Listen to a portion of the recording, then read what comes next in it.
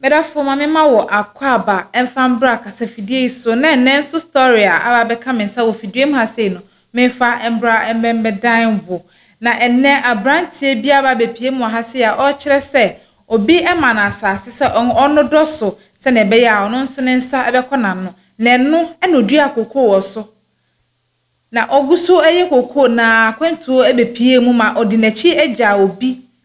na okoba ya asase reyi emuni yakum one ne manso one ne echi anya asem keto anya asem kuma akra ene wa bebepie mu ewo fidiem ha se ya ode ne nsem etudwa ne asi etudwa enti kame ho ne yenko ngotie ne emfa mu afutuo yenko ne yenko ngotie embra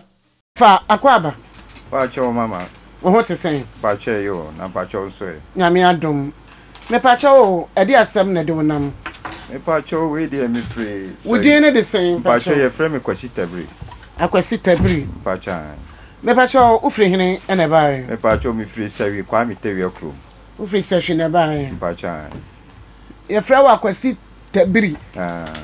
ufri kwa me hene tewi okro kwa me tewi okro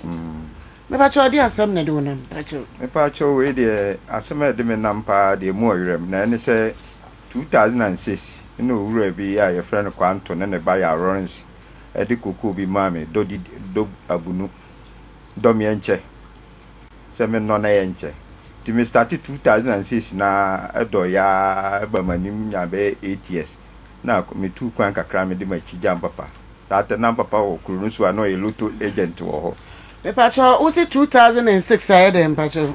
2006 ana papa bi e friend Kwanto ne ba ya Lawrence de asase mame se me no do mi enche me no na ye nche afu no nti ode ma me no yi ana na me bisa no ho ya Lawrence ne de asase ne ma ho one ne papa Kwanto no kwa mi antu good eno mo de asase ma ho say ye no do mi enche okay nti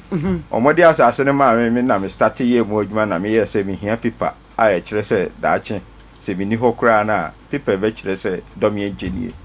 me kan ya no mo se nipa no Kumasi ha already waji sika ataya si nyina bibia yeso je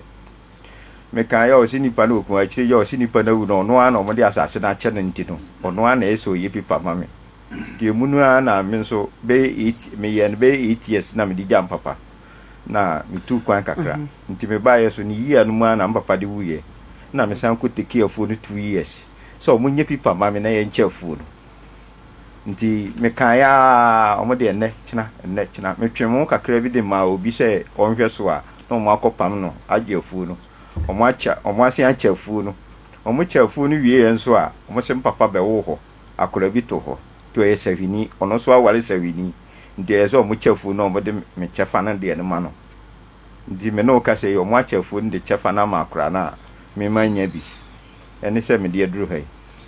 nti asem so wo na wo ye afu no 8 years yes ye eja ya Lawrence eja ya Lawrence owe pacho sevi kwa mitewi ekrumozi ya ono na de afu ni she wonsa ono ne wo do no 8 years ena 8 years no wo ma anya nkrata anto so ma anya nkrata ena wo mu ne wanche ye de be nhwe so na wo ye abunu domi enche ye de be ya de a asase koko ana koko asase no me de ma me dua no koko ti wa na udua koko no pacha uko ye ne enu ya koko no pacho David ena wa uko dua koko no pacha ena koko na bai bai yi abai me je ne 2006 uje koko no 2006 asase no 2006 ena me chere se uye ya na koko na aba 8 years me fa se 7 sisi ameno ka se kura be 17 years ni so onye pipa ma me ba sadre na wo ye no koko no udua ye no ba tambe ba be 10 years time 10 years time na we ame wo ho wona wote ye wonya bag sen metia na mitiminya bia 5 bags na wo mu agisen no mo no omo percentage wo mbako na wo wudi ese mienu wa betene baako wa wo ye afu no so baako na asase wura so baako okay onto so mbeche mienu okay ena eba ya ma ho koton ni empredo do sen me ton be yes na me eba ye nyina be 2-3 years nyina me ya na me ye nkunta ama no na ye nkunta ama no yes tina ne wo mu ni trouble bi David ana waye afuo no abepem efie nwotwe ana wugya ho ma wo papa e ma wo papa nso ye na fe se de na wo ye no sa na papa ye no o ye ne sa ma ana duru ba bi na wo ye den ana papa ka omo ka se omo ye paper na papa me ye paper na papa se nyon na gi asase no ti ne ba ne beba ne ba ne ba na oni omo aye papers no na ne madoso nti o ntimi ne asase enye ne dia no ntimi ni omo nye paper god nti meso me ba ye ni yi anu na papa ndi wuye ne na mbe take afu no so omo nye paper omo nye sa na akoduru ba bi ne se wo papa ne babi na wo papa ba no ba afu am hobi wa no bi kra ono kra papa nyina ntum no wuye ne na oba ye ne bi na abusua se ye mpo nipa na omo je why na kan sa asem no se gi se wo papa e ba no na ye se omu ya ayi ne ma no ye ya Lawrence no ene kan sa asem no ye pa cho mo frɛ ya Lawrence no na ye hu adekronti a e ma onam so e kan sa because wo wa be kan wo de e bia na ye betie because asem na enwanwa kyerɛ sɛ de na me nim ne sɛ na e wo sɛ sebi ukobo committee members a omu ho amane pa cha o me kobo ohene kra o kurum ho amane na ye ama ohene ne frɛ no ama ohene no ne ye kan na ahemfie ho ama ne tɔ no so na ohene ne sɛ wa cha afuo di dia cha de enye bi na abunu no kra de ewum ne sɛ wa wo ye afuo no wa na ye sɛ wo kyɛ na fiewura na be yi di opɛ na sɛ fiewura di kan kyɛ de a wa wo ye afuo no wo na ye sɛ utubi nti sɛ mi a me ye afuo na me kyeto ho a na fiewura na akɔhwe no wayi sɛ man kye ne yi o me kye sisi me hu na wa ye ba afuo no so asisi a wa kye no so kra no wa kye sisi ba akɔ nti me nso me kɔ e sɛ wa kye ye na wo wei na me ni ho na wo wei na ma ba brekum na wo ye den wo ho na me ye adwuma bi wɔ border na no nti me de ma obi sɛ nkɔ nhwɛ so wo ka sɛ obi nhwɛ so no wo de wo kɔ ka kyerɛ afuo wura na me kɔ ka kyerɛ no e ma wote ase akire no mo ye ne sɛ papa akora no bewo no firi sawi asase so ya roro nso no so awale sawi ni edi omo nkyemfa ntu de kwa na asem we no menti ase gi sɛ ye frɛ nipa no na meti because asem na wo ka no me ka sɛ beti asem we ase a me boa sɛ nipa a wa frɛ ni ne step ayi ni wo sɛ hello offer ya o mame offer ya ma han ya pacha ho ye nyame na adom na so e nyame adom offer ya na assembi ahwehwe maso aha ya Japa TV ye wokumase wani die mu ada assembi sesi ya we ya ba be kan akwasi tabiri ene ye kamenti ase akwasi tabiri se woman no asase se wonhwe so wonhwe asase no so ono na di akoko no ama sabre koko na ba a woti koko no na oja ho no kakra bi e ma ne papa twɛn na chima ne papa nche fofi anto ata e na ne papa etwa na ni twɛ dan papa etwa na ni twɛ wasa abɛhwɛ asase no so na wo kɔbreku makwaya ade na wo ma abrante bi so wo mɛyɛ enu mpo no obaba o mamane e ma mo jitu mu nsa na wo pagya ne mu afɛdi ani na anu ani na nsa sɛ mo bɛkya asase na mo se ne papa babi a wansi afuo mu hoda ono na sɛ mo di asase de ma no a mo kya asase na sɛ mo di ama ne papa ba no ya no kresa eja Lawrence ma be no kra bi ani okay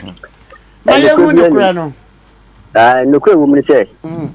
papa ne ya me yonko ho me yonko ana me ne na ncheche pa papa be ya Every papa a friend Mr. Ofori god kiki ade ne friend driver sa yentimi na me di adwuma ne ma papa ma fa ma Sebri no okay nti o ka se wonu e di ma na enye no kore papa na trefu no so be 16 good years ena fufu ma papa ni wuye ko ye yi no nti ye ne abusia ni nya decide say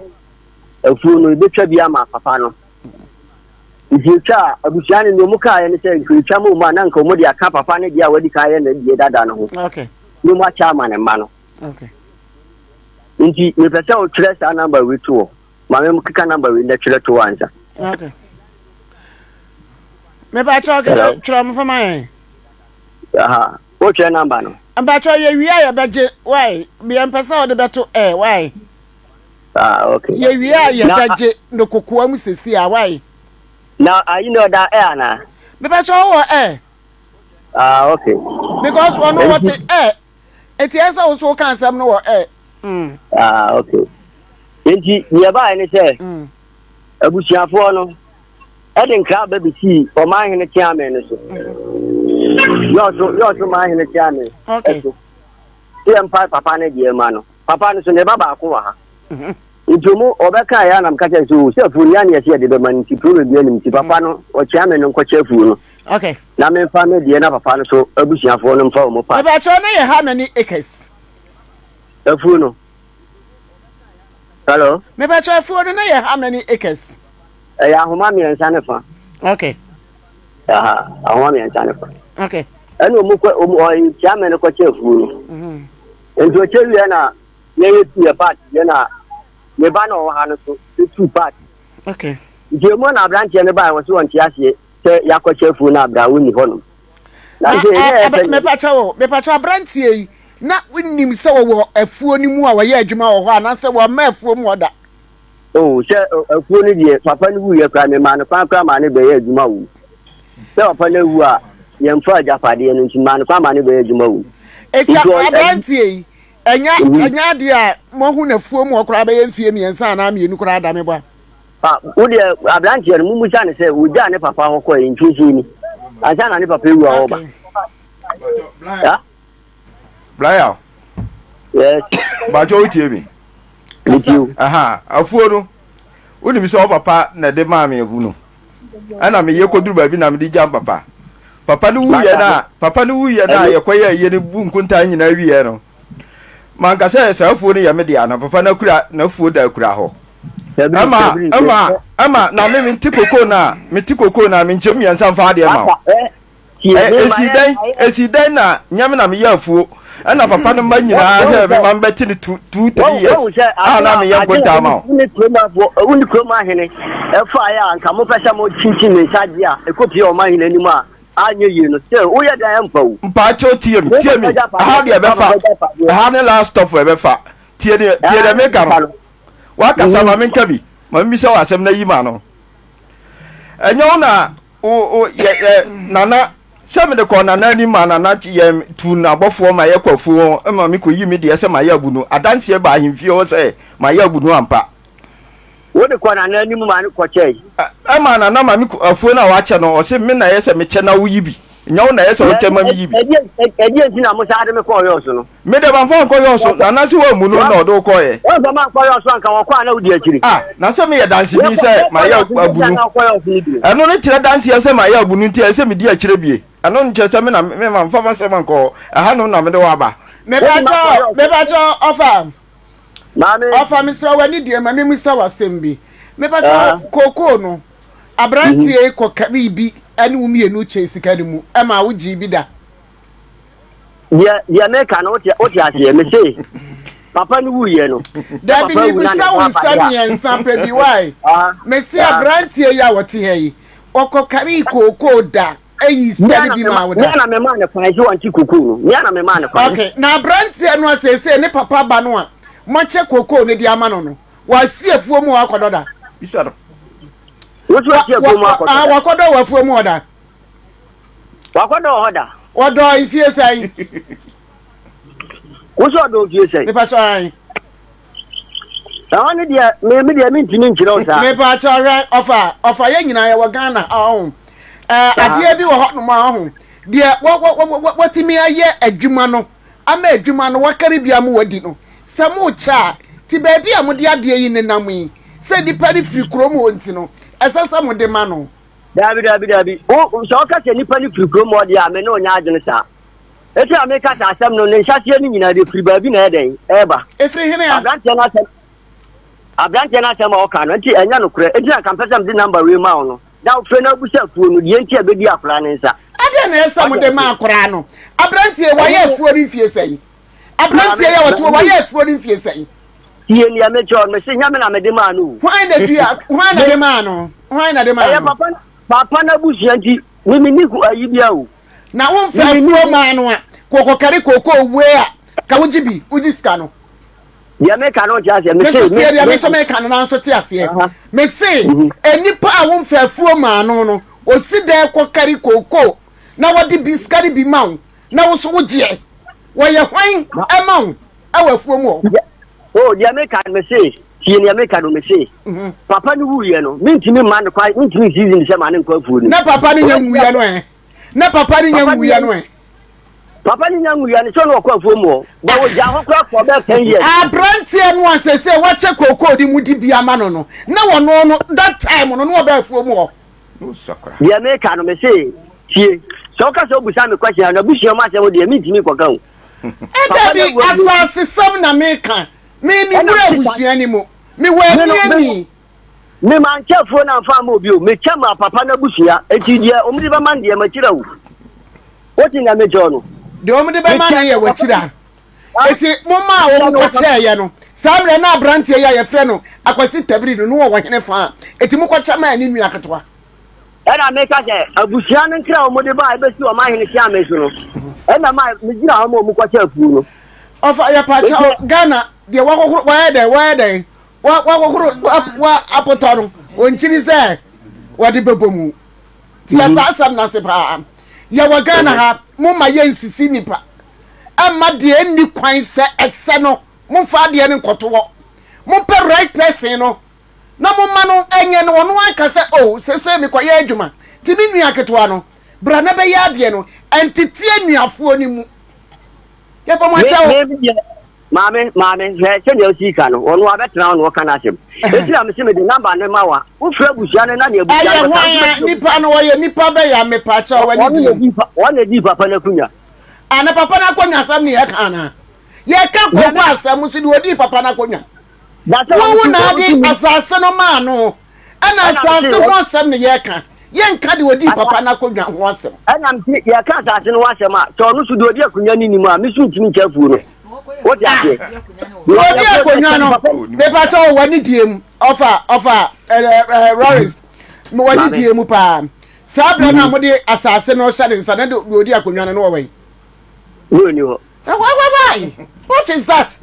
ada na mo hye kuru ni anim na mo hye da to a waache se yekogale boda anim sa bra no on deserve ho ye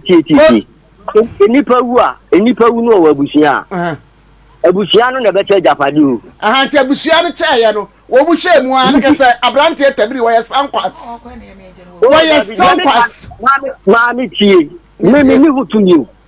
ya abusia no be ye no me mfa o mu abusia yasramo ofa Rollins abrante yasramo no eye ne ya me pacha o afuo de ka de wadre bi krank wo baabi eye ne aban adwuma bi ananso still ano wo hunu sai se machinchim ne nsa agu nachi ana mo bo ne yam Ghana nso de wa ye di kwase ye nnua bi ma ye nnua no ho kire no no osugu ne yam ada na mo yesa ada na wo sa mo yesa ba me odi bremu mami a enye yi odi ye na dia sase ne ma no ena me se so di se me ade se papa ni wuye no ena me se me nchade a enu na wo batimi abremu sa wo che ya no ekwan ya wo fa so a wo cha de no ana ye kase wan chediye because abrantie we na akari koku amawo de wo de ma no wakari koku di skabre woda ewura mo adwuma ye o me chame me tia binim sem na madwuma ye na fe dai ana wo ma abrantie isugu ne yem mi timi sisi no me no kana me se ya ba ya da na ne nsa aka ne de ya da na ne nsa aka ne de na me de number we ma wo na ofra busia number no wo di akonwa ne ye meka akonwa sam akoy be na abrantie be fa so ne nsa beka ne se me so apart from mo achi ni mintimi mfiri mo achi because those na ye kono ye ni omu nyina na ne ane ye beto ye nsa fra no aba lawyers for ho court no wa be yiwa no simple like ABC we baba court na the sama one fan to no yen ntimi massa hwi ho eti aba be serve na abrantie ya ta na chi ne de asam na court simple like ABC but what me that say yes me that say okay papa asam ansi no ojo ne ho sai de papa ne kan wo bibi kan fa ho bi mepacho de o ka bia ni ho ni ewom okay esan say ma me mepacho wa hwe say me fribrekum na papa no a lotto agent me kire say de wo kan ye no o ti ase say eye ada won kan no kore no on kan no kore no god ye be kwa kan no kore no office Medafo nipa mienu insem a omudi etu dwei uhu no kre ewo mu pa uhu se no kre ewo ba akodiem nanso mafa me de onso fa wo de obi an fa ne de nhye no unim sa asase ho nsem de ya na ye nka ne pi nyesa odo ho kofore a ochina bi no na de nsem pi e na aba nti fa de hye obotom me so me de hye me botom nti me de besi ase That's a name, but I'm so share beam. I emergency Ghana TV. Nana Akosia Adepa, enemy dean. Ebusia, someone to make heavy macram.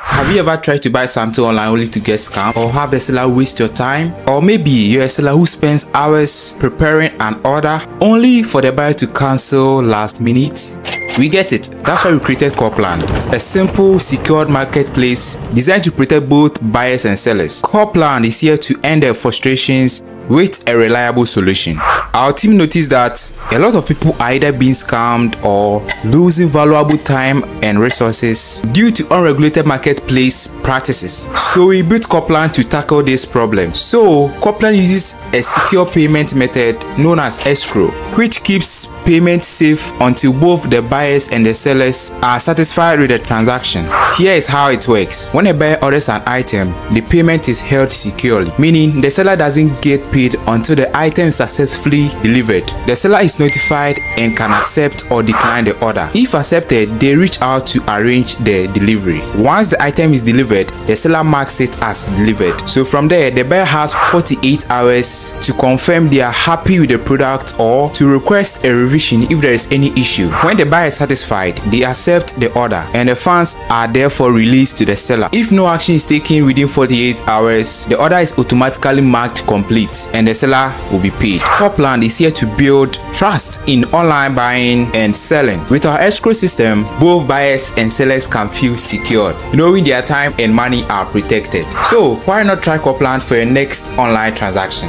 Visit us at www.copland.coplandtechnologies.com.